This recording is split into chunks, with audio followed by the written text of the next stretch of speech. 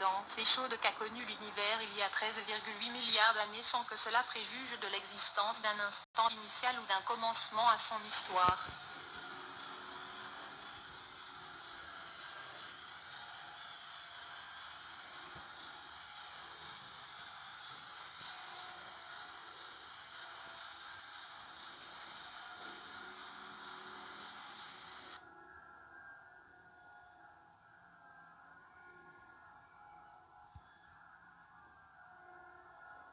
L'univers est l'ensemble de tout ce qui existe, régi par un certain nombre de lois. La cosmologie cherche à appréhender l'univers d'un point de vue scientifique, comme l'ensemble de la matière distribuée dans l'espace-temps. Pour sa part, la cosmogonie vise à établir une théorie de la création de l'univers sur des bases philosophiques ou religieuses. La différence entre ces deux définitions n'empêche pas nombre de physiciens d'avoir une conception finaliste de l'univers. Si l'on veut faire correspondre le mouvement des galaxies avec les lois physiques telles qu'on les conçoit actuellement, on peut considérer que l'on accède par l'expérience qu'à une faible partie de la matière de l'univers, le reste se composant de matière noire. Par ailleurs, pour expliquer l'accélération de l'expansion de l'univers, il faut également introduire le concept d'énergie sombre. Plusieurs modèles alternatifs ont été proposés pour faire correspondre les équations et nos observations en prenant d'autres approches. On estime que le diamètre de cet univers observable est de 100 milliards d'années-lumière 12. Celui-ci contient environ 7 signes de multiplication 1022 étoiles, répandues dans environ 100 milliards de galaxies, elles-mêmes organisées en amas et superamas de galaxies. Mais le nombre de galaxies pourrait être encore plus grand, selon le champ profond observé avec le télescope spatial. Une galaxie est un assemblage d'étoiles, de gaz, de poussière et de matière noire, contenant parfois un trou noir supermassif en son centre. La Voie lactée, la galaxie dans laquelle se trouve le système solaire, compte quelques centaines de milliards d'étoiles et a une extension de l'ordre de 80 000 années-lumière. La plupart des galaxies typiques comportent un nombre similaire d'astres, mais il existe aussi des galaxies naines comptant à peu près une dizaine de milliards d'étoiles, et des galaxies géantes comptant plusieurs milliers de milliards d'étoiles. Sur la base de ces chiffres et de la taille de l'univers observable, on estime que celui-ci compte quelques centaines de milliards de galaxies de masse significative. La population de galaxies naines est cependant très difficile à déterminer, du fait de leur masse et de leur luminosité très faible. L'univers dont l'extension réelle est inconnue pourrait contenir jusqu'à 2000 milliards de galaxies.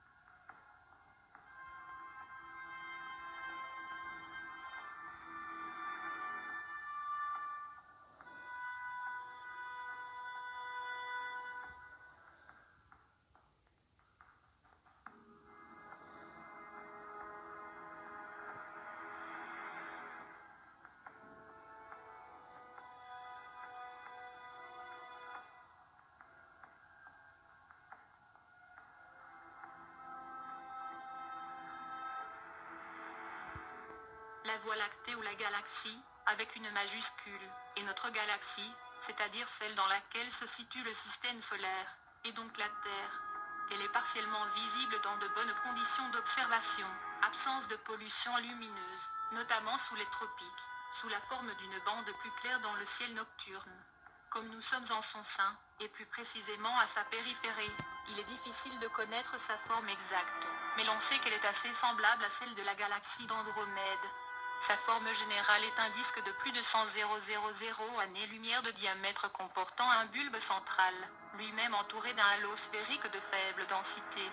Elle contient, selon les derniers relevés du télescope spatial Kepler, entre 100 et 400 milliards d'étoiles selon le consensus généralement accepté, 120 milliards selon une récente estimation, dont le Soleil, pour une masse totale évaluée comprise entre quelques centaines et quelques milliers de milliards de masses solaires selon les estimations. Une constellation est un ensemble d'étoiles dont les projections sur la voûte céleste sont suffisamment proches pour qu'une civilisation les relie par des lignes imaginaires pour créer une forme quelconque. Une constellation est généralement plus complexe qu'un astérisme, qui peut représenter une partie d'une constellation ou appartenir à plusieurs constellations. Et au cours de l'histoire pour le repérage céleste et terrestre ainsi que comme représentation mythologique, les constellations paraissent être regroupées dans le ciel nocturne mais elles sont ordinairement très dispersées dans l'espace tridimensionnel. Actuellement, l'Union astronomique internationale, UE, divise le ciel en 88 constellations avec des frontières précises, pour que tout point du ciel appartienne à une constellation et à une seule. Ces dernières sont regroupées en deux parties, divisant le ciel en suivant plus ou moins les deux hémisphères terrestres, le ciel austral pour le sud et le ciel boréal pour le nord.